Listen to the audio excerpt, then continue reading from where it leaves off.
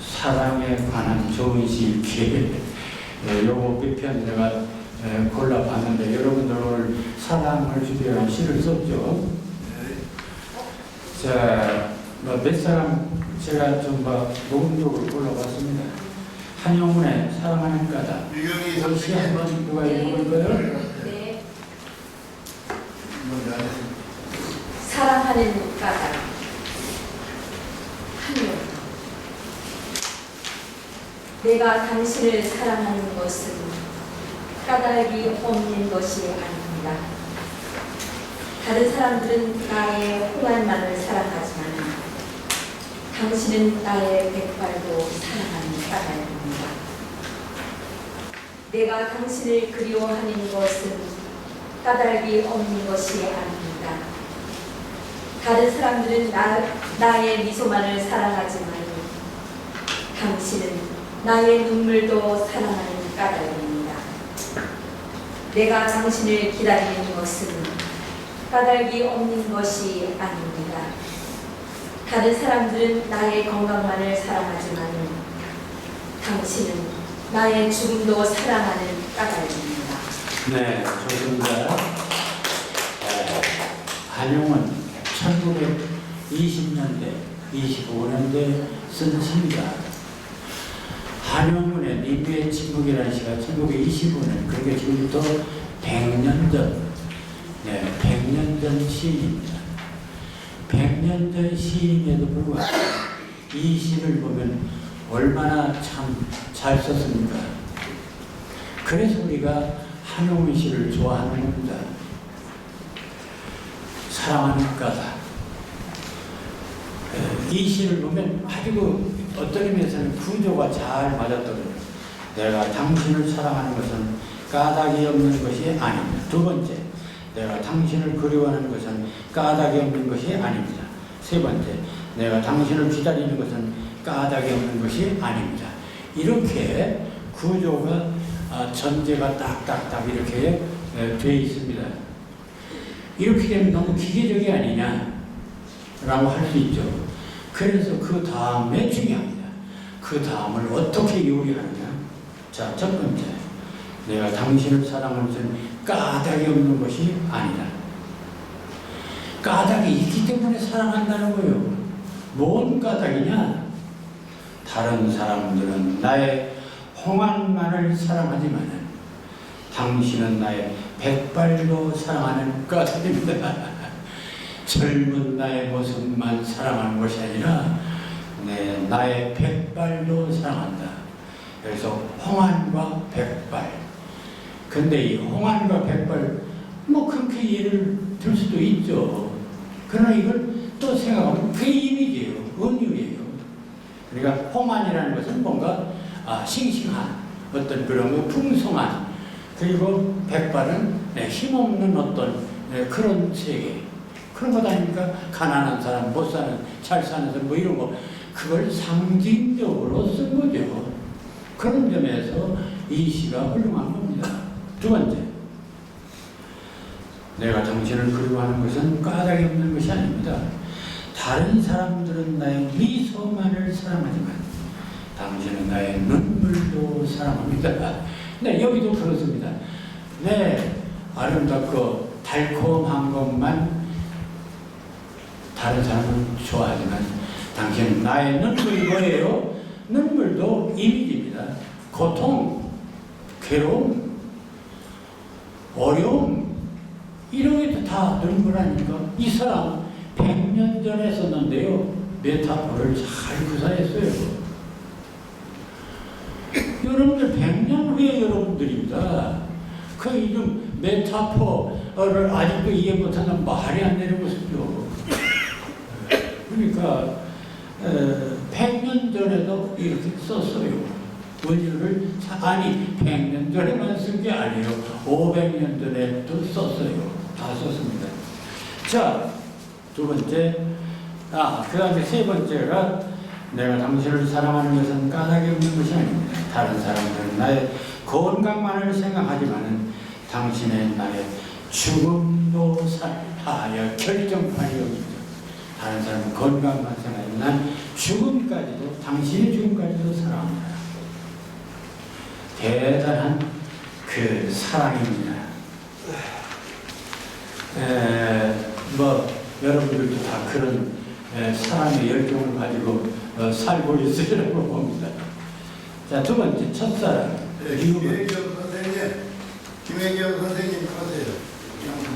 네, 한번 읽어보실까요? 네. 첫사랑. 첫사랑 그대를 처음 보았을 때 내 삶은 방금 꽃송이를 터뜨린 운명나무 같은 것이었다.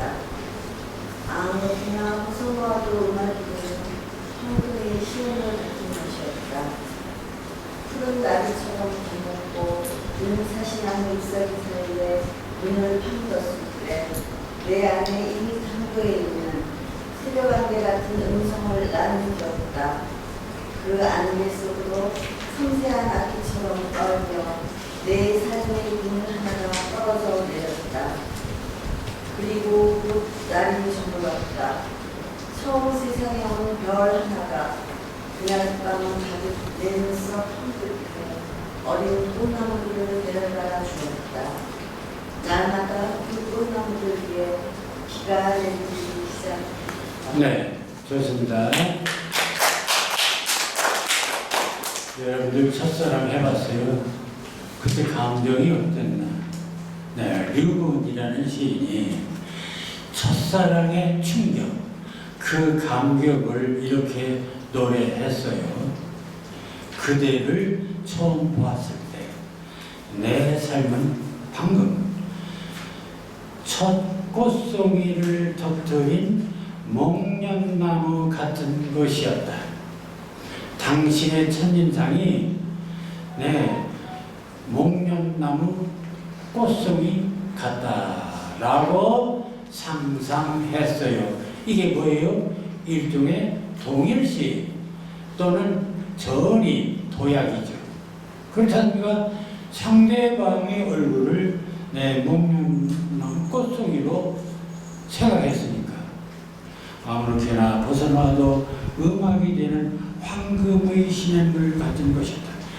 당신은 황금의 시냇물 같았다는 거야. 푸른 나비처럼 검었고 은사시나무 잎사귀새에 눈을 파묻었을 때 내 안에 이미 당도에 있는 새벽 안개 같은 음성을 나는 들었다. 아, 새벽 안개 같은 음성을 첫사랑의 그녀에게서 들었다는 거예요. 그 안개 속으로 섬세한 아기처럼 떨며 내 삶의 비늘 하나가 떨어져 내렸다. 참 황홀합니다. 그리고 그 날이 저물었다. 처음 세상에 온 별 하나가 그날 밤 가득 내 눈썹 한 끝에 어린 꽃나무들을 데려다 주었다. 막 꽃이 피었다는 얘기죠. 날마다 그 꽃나무들 위에 비가 내리기 시작했다. 비가 내리기 시작했으니까 꽃이 무럭무럭 잘 자라서 피겠죠. 사랑의 꽃이. 좋습니다. 네. 굉장히 그 섬세한 예리한 표현이 좋습니다. 내가 사랑하는 사람 정원정인데요. 유명자 선생님. 네. 네, 한번 내가 사랑하는 사람.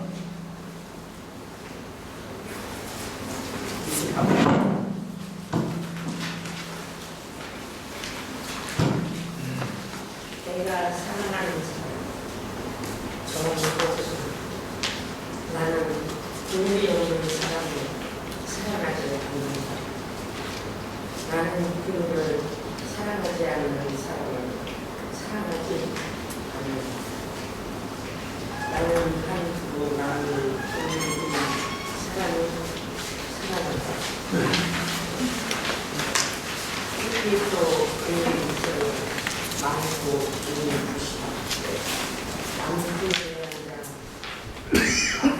사이로 비춰지는 햇살을 바라보며 세상은 얼마나 아름답다. 나는 눈물이 없는 사람을 사랑하지 않는다. 그걸 사랑하는 것은 사랑하지 그 마음으로 눈물이 사랑을 기쁨도 눈물이 없으면 기쁨이 아니다. 사랑도 눈물 없으면 사랑이 오는데 나는 그를 안다. 다른 사람이 눈물을 사랑의 모습을 그를 아름답습니다. 네, 좋습니다. 이 시는 당당하게 내가 사랑하는 사람, 나는 어떤 사람을 사랑할 것인가. 크게 보면 이 두 면으로 나누죠. 내용이 두 가지. 하나는 첫 번째는 그늘이 없는 사람을 사랑하지 않는다. 첫 번째입니다. 그늘이 있어야 된다. 네, 그늘도 일종의 하나의 이미지입니다. 논입니다. 그럼 그늘이 뭘까?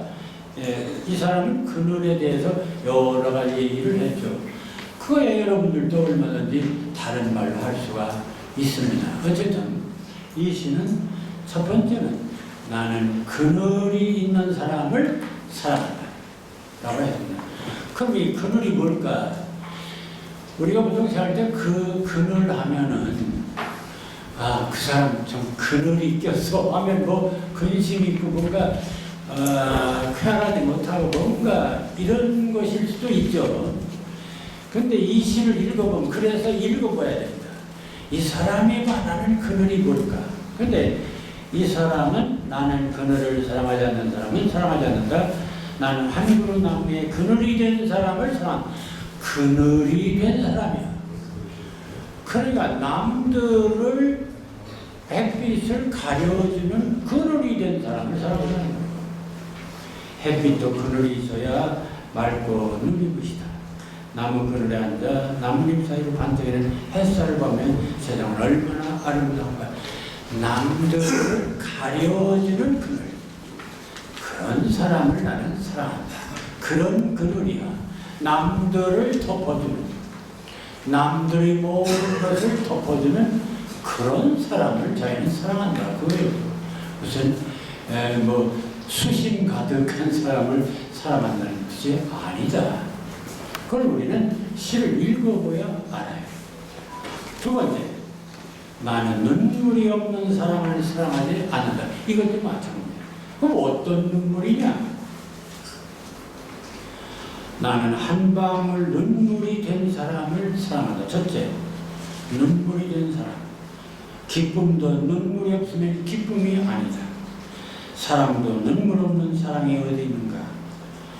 나무 그늘에 앉아 다른 사람의 눈물을 이제 앞에 있는 그늘하고 합쳐서 눈물을 닦아주는 사랑의 모습은 그 얼마나 고요한 아름다움인가. 아주 성자 같은 베푸는 인자한 그런 모습을 보여주고 있습니다. 저는 이 사랑에 대해서 새로운 시를 못 쓰고 과거에도 늘 이거 몇 번 한 거예요. 그런데도 나는 이 시가 상당히 그 사랑에 대한 주제인 것 같아서 다시 내놨습니다. 한번 누가 읽고. 상현수 선생님. 상현수 선생님. 사일 선생님인데요. 서영수 씨 안 왔어요. 안 왔어요? 사일 예. 저 읽으세요.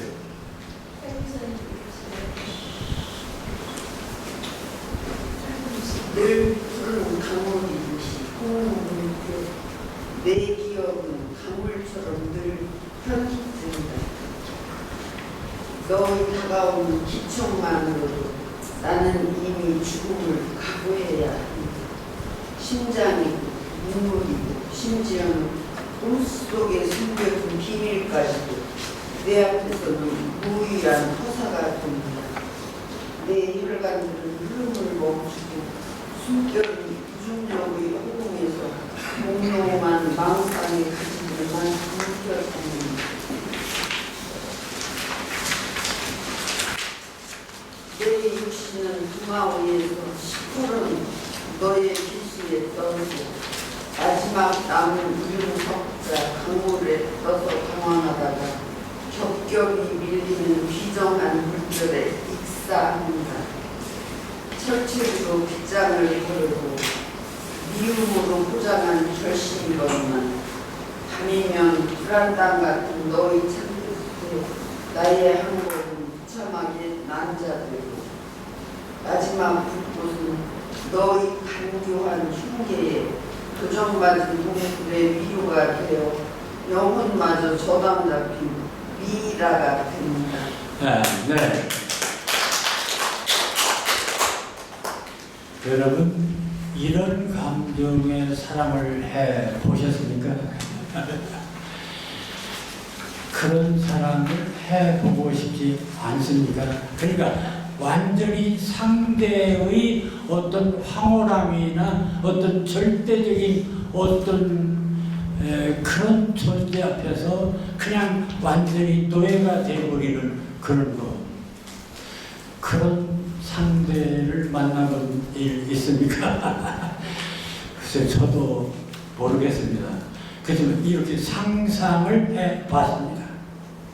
이런 사랑의 대상이라면 한 번쯤 해볼 만하지 않겠는가? 목숨 걸 만하지 않겠는가? 내 기억은, 너에 대한 기억은 강물처럼 늘 현지증이야. 핑 돌아 너만 생각하면 너의 다가오는 기적, 다가오는 소리만 들려도 나는 이미 죽음을 각오해야 돼. 목숨 내놔야 돼. 심장이고 눈물이고 심지어는 꿈속에 숨기는 비밀까지도 내 앞에서는 내 숨길 수가 없어. 내 혈관들은 흐름을 멈추고 숨결은 무중력의 호흡에서 몽롱한 망상의 가지들만 움켜잡는다. 내 육신은 동화 위에서 시퍼런도의 비수에 떨고 마지막 남은 이름 속자 강물에 떠서 방황하다가 겹겹이 밀리는 비정한 물결에 익사한다. 나는 아무것도 아니야. 내 앞에서는 아무것도 아니야. 철책으로 빗장을 걸고 미움으로 포장한 결심이 안 만나겠다고 부정을 해보지만 밤이면 불안당 같은 너의 창 끝에 나의 항변은 무참하게 난자되고 마지막 불꽃은 너의 간교한 흉계에 도전맞은 동굴의 미로가 되어 영혼마저 저당 잡힌 미라가 된다. 완전히 그냥